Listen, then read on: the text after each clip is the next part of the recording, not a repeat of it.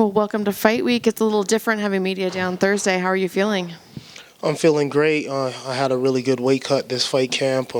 Came in nice and light. My energy system's really high, so I'm feeling great. And it's my first co-main event, so I'm just looking to perform.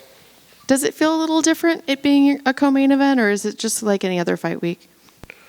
As of right now, it just feels like any other fight week, but I do understand the magnitude of this fight and this opportunity, so I'm taking it very seriously and making sure I'm seizing the opportunity. And what is the magnitude? Can you tell me what this fight means to you? This is a big fight against a big name, against a legend that everybody knows.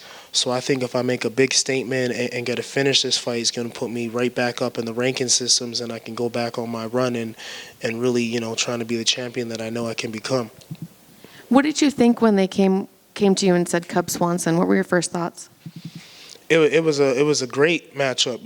My manager, he didn't even really ask me. He's like, "Yo, I got you this fight, and I know you're gonna want it." So as soon as he said it, I was very excited, and I think it's a great fight, and I was very thankful that I got this opportunity, and I'm just happy, and I think the fans are going to be happy for this matchup as well.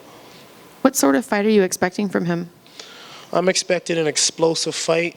I know Cub Swanson likes to throw bombs.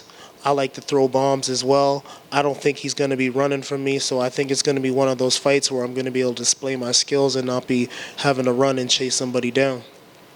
Can you tell me about your shirt? Who is that on your shirt, and what do they mean to you?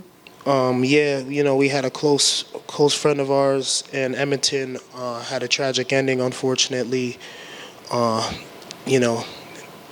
due to gun violence, so it was quite sad. It hit the city quite hard, and this literally just happened, a couple weeks ago. And his dad made the shirt for me, and he was only 23 years old, and it's just really tragic. Is that difficult for you to have a fight week so close to something like that happens in your life? Yes, but just unfortunately, just kind of the people I kind of grew up with. It's happened a lot of fights. It's been happening. So it's unfortunate and it's sad, and I just want to make sure I keep his memory going. Thank you. What sort of legacy are you looking to hope to, if not already accomplished? What is the clear message that you would like the world to know about who you are as a man and a professional fighter? I want the world to know I'm a humble man. I'm a good person, but at the same time, I'm a fierce striker. I'm one of the best fighters in the world. I have what it takes to become world champion and one of the greatest of all time.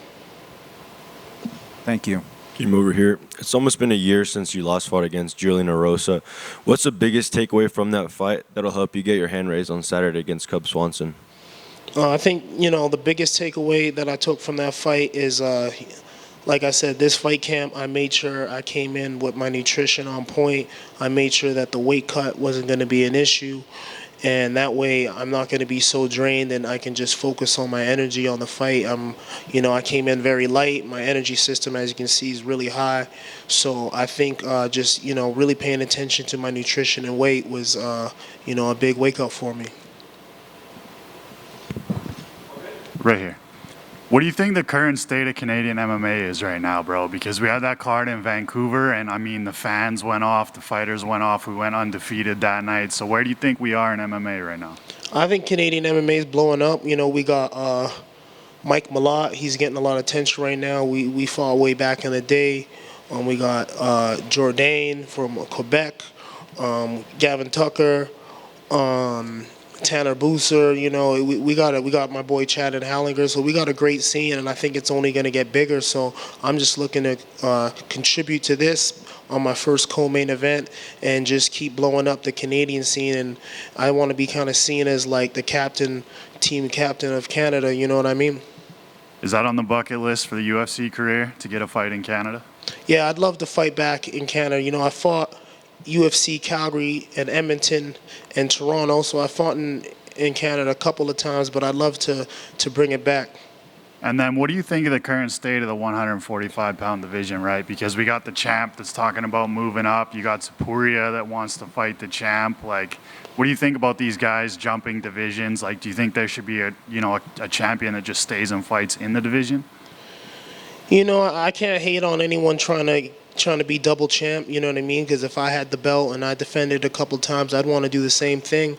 So, you know, hats off to Alex Volkanovski, but, you know, when I get there, I hope he's still champ so I can, you know, test my skills against him.